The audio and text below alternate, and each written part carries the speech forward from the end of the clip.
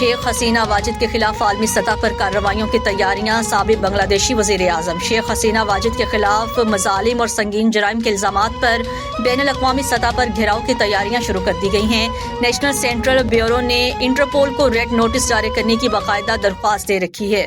ज़राए के मुताबिक इंटरनेशनल क्राइम्स ट्रिब्यूनल की जानिब से दी गई दरख्वास्त पर बांग्लादेशी पुलिस ने इंटरपोल से राब्ता किया है, जिसमें शेख हसीना वाजिद समेत 12 अफराद को मफरूर करार देकर उनकी बैनुल अक़वामी सतह पर गिरफ्तारी के लिए कार्रवाइयां की गई हैं। इंटरनेशनल क्राइम्स ट्रिब्यूनल के चीफ प्रोसिक्यूटर ने नवंबर में इंटरपोल से इसी हवाले से मदद मांगी थी। बांग्लादेशी पुलिस का कहना है कि रेड पुलिस की दरख्वास्त अदालती अहकामात और ठोस शवाहिद की बुनियाद पर दी गई है, जिसका मकसद उन अफराद को आलमी सतह पर इंसाफ के कटहरे में लाना है।